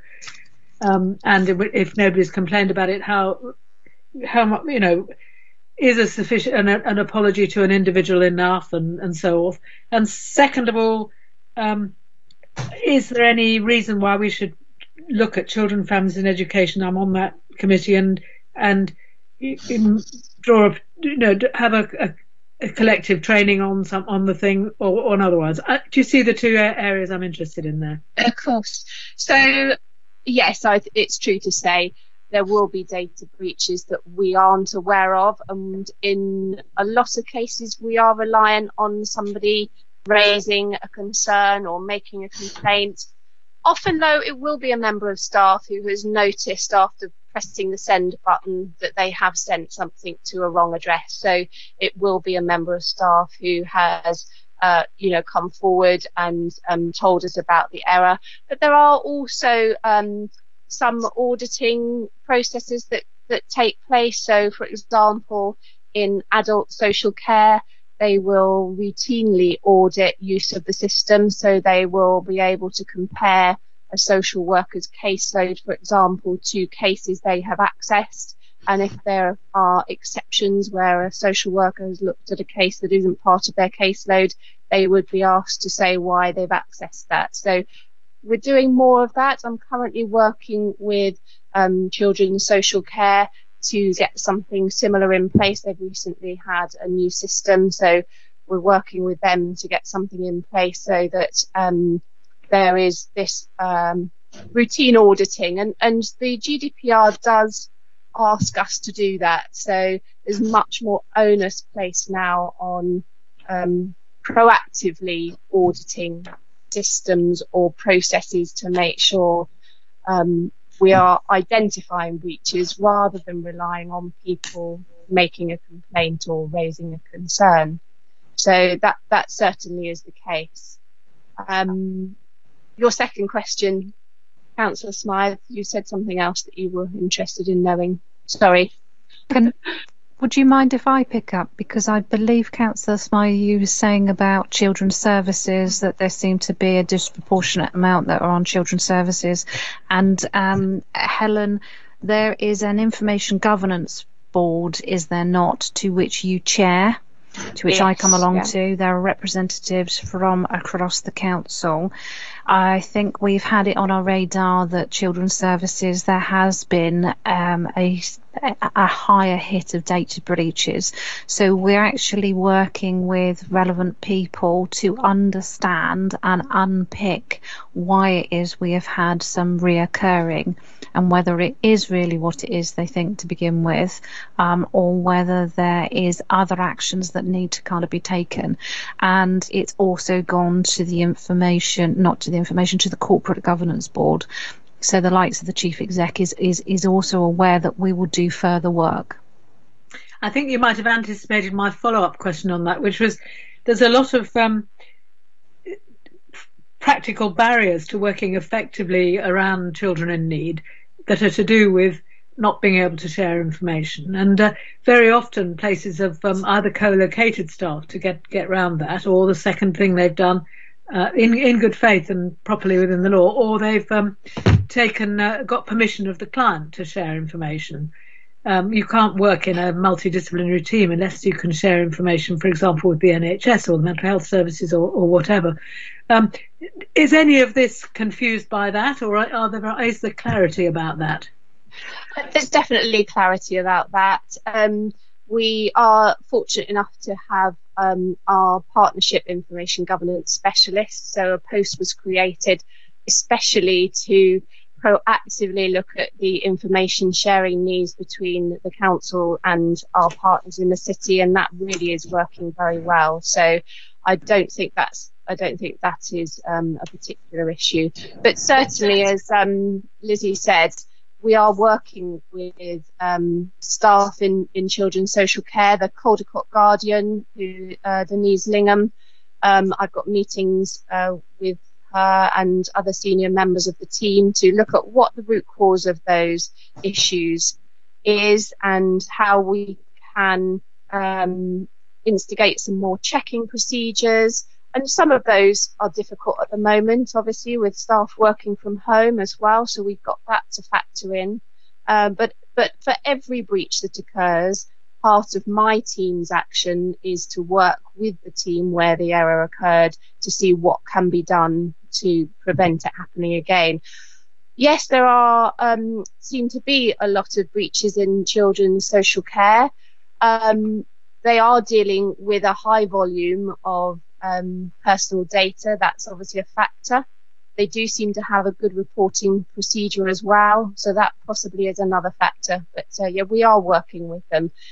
Something else on the email front as well, you will see from the report that a high percentage of the breaches occur as a result of emails being sent to the wrong address.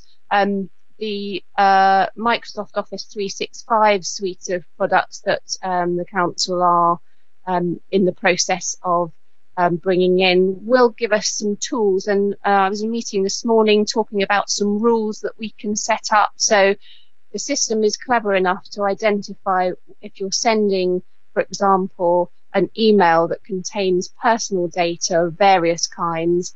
It can pick that up. If you're sending it to an external email address, it can flag up a prompt that says, I notice this contains personal data. You're sending it outside the council. Have you checked the email address or whatever? We can design that, and we're in the process of designing those rules at the moment and making those as meaningful and useful as possible. So I think that definitely will help. But it's not just an issue within the council. Across the nation, the most common source of data breaches is email. That it goes for all organisations, I think. But and you know, people like Microsoft have realised that and have designed these data loss prevention tools, as they call them. So that's something that we are designing specifically for our Portsmouth's use, and we'll tailor that to our needs. So, lastly, I think it's a good thing that you've looked at the number of people impacted, and it's there that you can see, even in the housing and housing area where it's terribly easy to send out to all tenants or all tenants in a particular block, the numbers are actually mercifully very small here still. So thank you for including that, because it helps us to. I think we all think about the sort of mass press all, and those things do get into the public domain, of course. But I think this is a useful report. Thank you. Good. Thank you, Judith. Councillor Simon Bosher. Thank you very much, Chairman. I don't know how easy it's going to be to answer this one, Helen, but it was just a comparison between two. Sorry if I'm looking sideways. I'm reading another computer screen here. In your appendix, which is data breaches summary, your 1, 2, 3, fourth one down is personal data disclosed without consent, and its root cause inappropriate action by staff.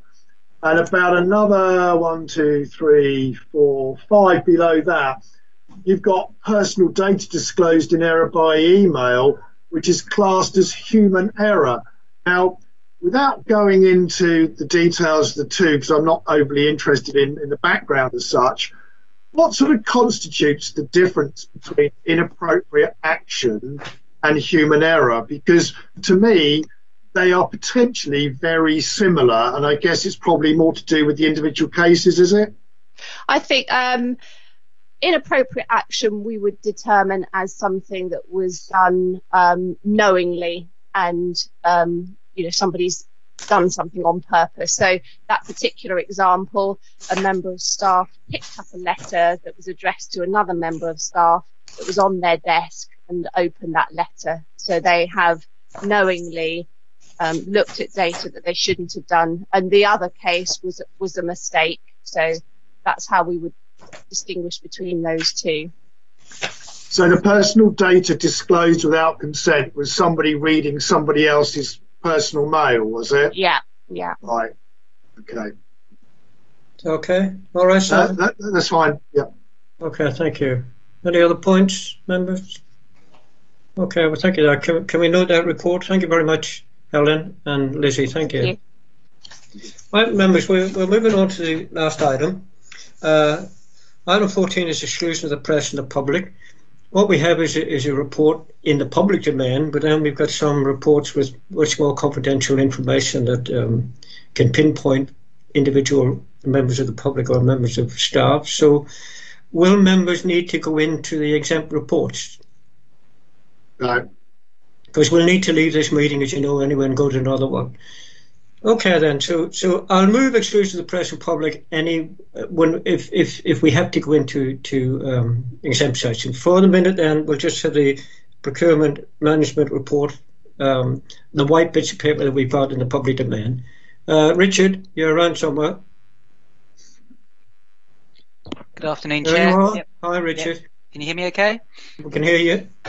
Brilliant. Okay.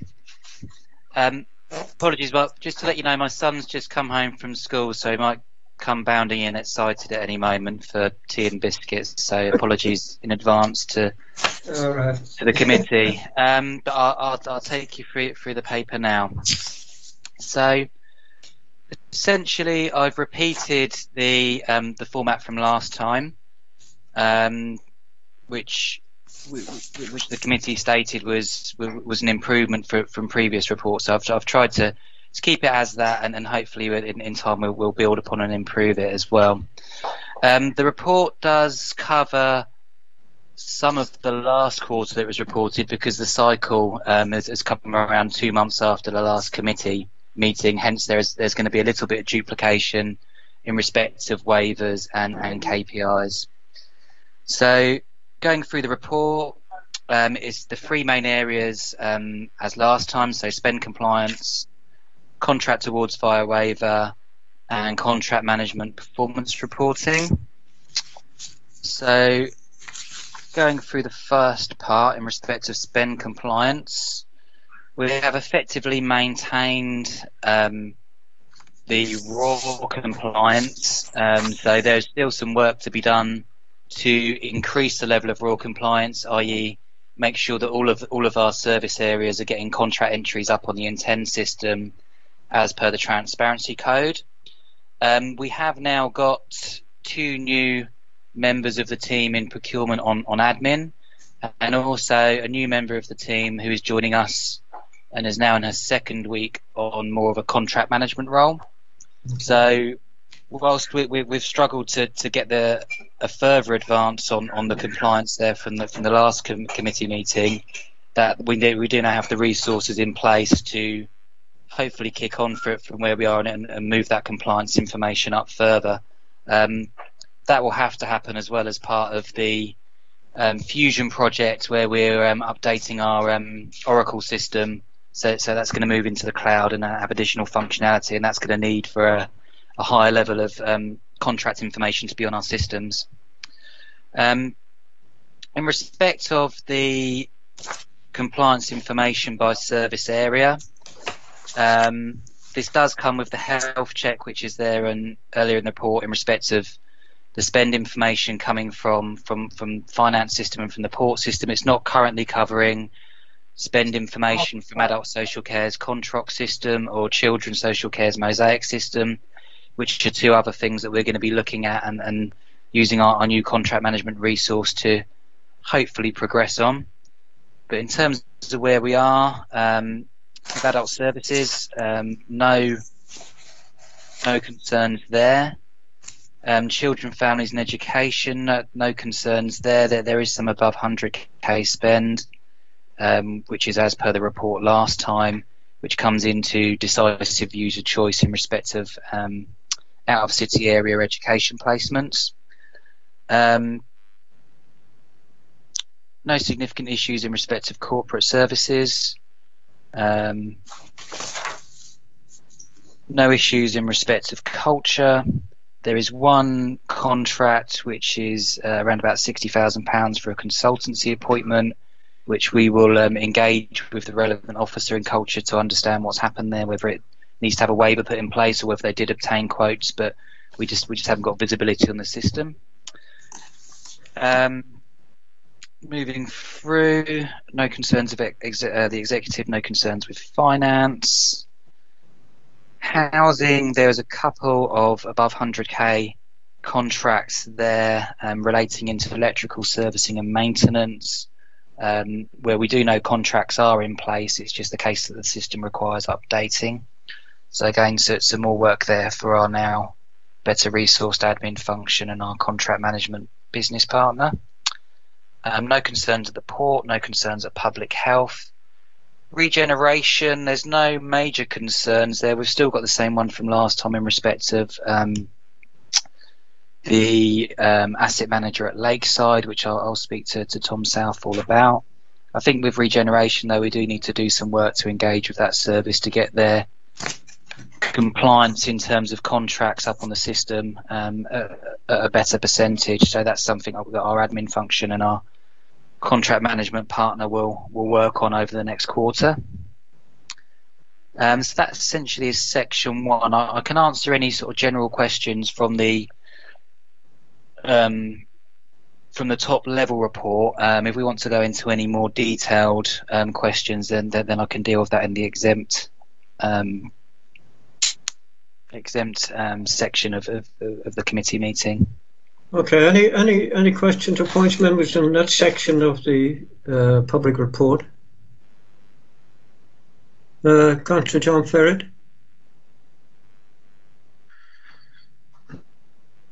Thank. Yeah, my question, Richard, was on PPE. Clearly, that's been a very topical issue nationally. Yes. And it says in the report, clearly, there have been contract waivers, which I think we can understand. It's just, and it talks about in future it being procured through a central government portal, which seems to have taken a long time to set up, but nevertheless is welcome. How have we been deciding, do you know, in terms of awarding those contracts up to now? How have the providers been selected if there's no procurement exercise or competition such for the contracts? Essentially, being candid with you, in the early days, Councillor Ferret, we had to shop around. So we couldn't just use our corporate contractors because there was scarcity in supply, which that meant we had to go outside. So our general starting point was to look at existing framework agreements of the likes of Crown Commercial Service, Eastern Shire's purchasing organisation, or look at who the NHS is also using. Anytime we onboarded a new supplier, though, we did follow up each time with our supplier requirements questionnaire, which goes through mandatory and discretionary exclusions as per public contract regulations. So that covers sound legal standing. We went through client references, and we went through checking insurances and other things are in place as per standard. And we did that whether that was a framework provider that we were picking up or with what we'd term as a new entrant to the market. We had to do a little bit of business with what we'd term as new entrants. Apologies, I just need to close my kitchen door.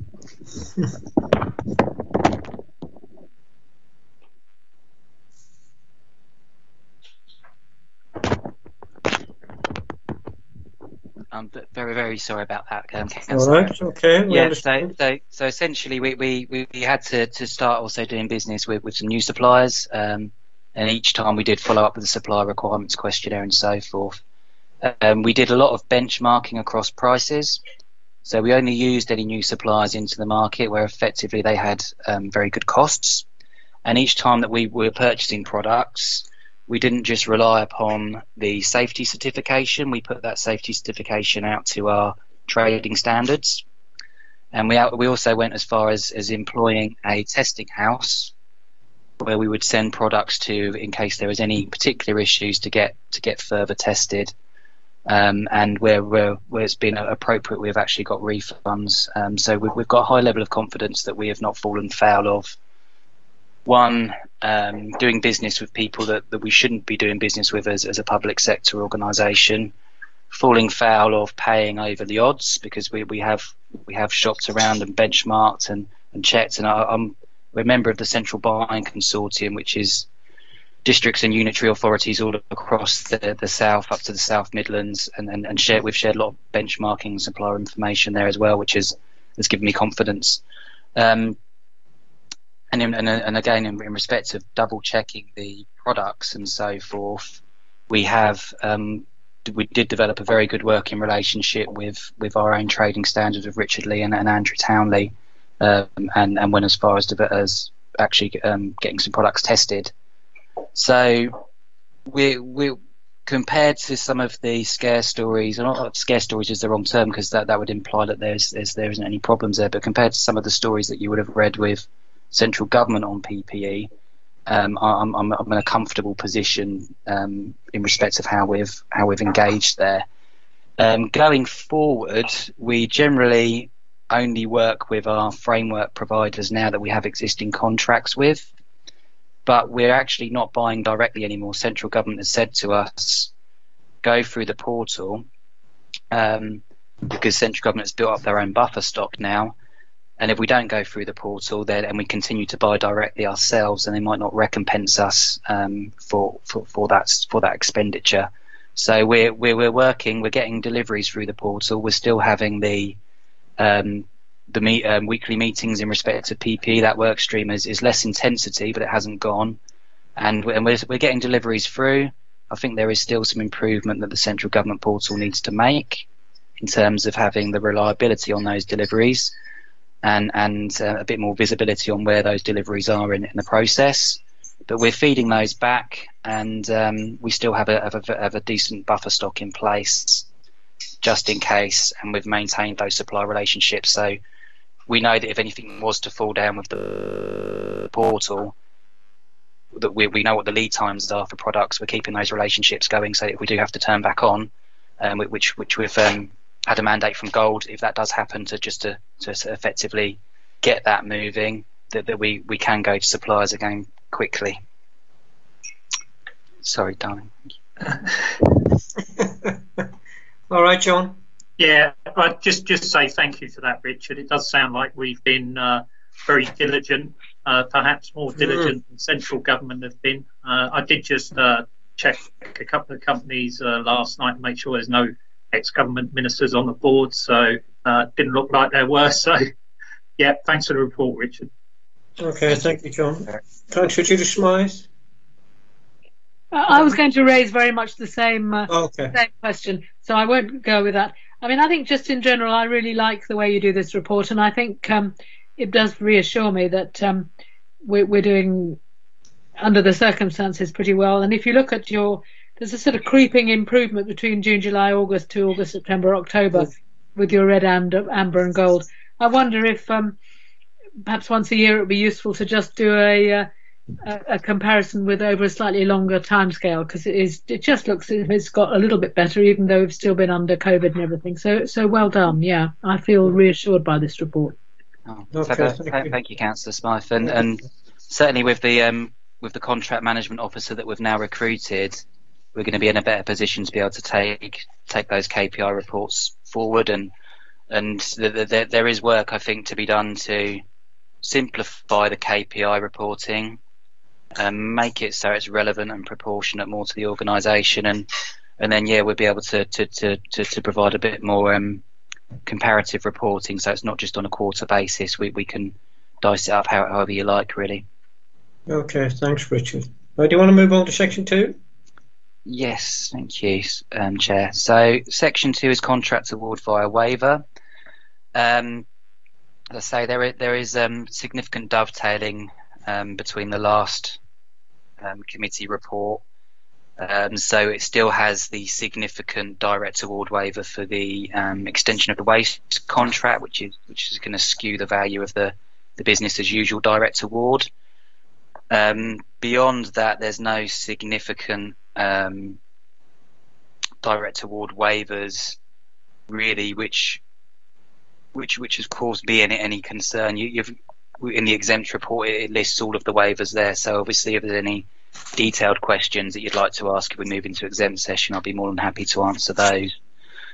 In terms of the waivers agreed due to COVID-19, that has slowed down. We did have a flurry of, particularly in social care contracts, where we just couldn't retender those as the envisaged timescales, partly because of the contract managers having to move into different roles as part of COVID response and the supply base being under significant pressure.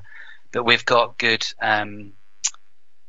programs in place now for taking those procurements forward, and we haven't agreed any any extensions beyond what is absolutely needed to effectively re-procure, but again without putting our own organisation under significant stress and potentially going out with ill thought out specifications. So we've been sensible on that basis.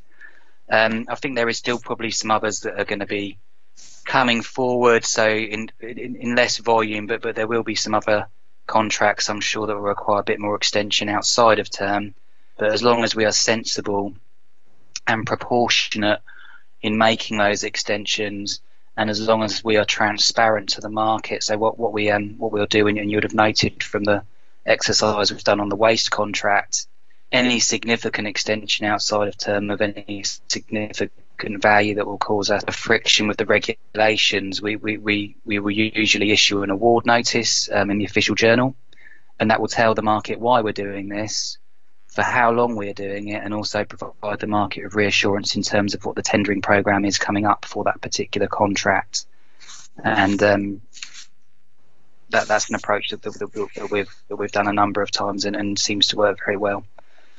In terms of waivers in response to COVID, again, this is a bit skewed because we've got a dovetailing of quarters here. So I expect that for the next committee report, that number will go down significantly, particularly in relation to us not buying PPE directly ourselves and accessing via the government portal. So that's going to take a lot of spend off of the reports and a lot of waivers off. Again, in relation to demand for food, IT equipment, we've still got some other waivers that have come through in relation to the next stages on for non-statutory homeless. So you'll note that there was a waiver for a security contract, and that was to maintain continuity from the security firm that the Ibis hotels had employed, so that we've got the same security firm and, importantly, operatives that know that know the users of the services very well, and that's enabled us to get into a better position in terms of the contracts for the new accommodation and providing the reassurance to those accommodation providers, and also reassurance to police, reassurance to the users themselves as well. So that's an above threshold appointment, but made from my point of view for very sound reasons. I think that is essentially the waivers. So that's section 2. So is there any questions from the committee at this point on section 2? Well, I hope not, in the sense that if you finish the report, it'd be easier, then we might come back to that, Richard. If you do section 3, and then we'd have this bit finished, if that's okay with you. I know there's not much on it, but yeah. And so section 3 is the contract management KPI indicators. There is still work to be done there, and as I say, we have got a better resource in procurement now to take that forward. We don't have any red contracts where contracts are failing to a point where we don't think things can be turned around with the supplier, and we might well be moving into full termination. There's a number of ambers, and you see from the exempt report the reasons that have come directly from the contract managers. That is directly from the contract managers, so that's not had any tidying up from procurement. So looking at those amber KPIs, again, reading through it, looks like the contracts themselves, there's either issues which are more to do with administration processes or business processes rather than the core function of the contract not being delivered. And there's some areas where it appears that actually the amber KPI has been calculated incorrectly, and the officers that have inputted that didn't mean to come out with that result, which again I think gives weight to the need for us to review and simplify the KPI process so that potentially there's maybe just one question rather than 3, which I think sometimes confuses the contract managers that are updating. There's still also work to be done, I think, to make sure that the KPIs are being completed promptly. And this also links into the need for us to get all of the contracts up on the register as per Transparency Code. So we've maintained the level of performance, but I do think that there is certainly room for improvement, and I've certainly have plans and now resource in place to take that forward.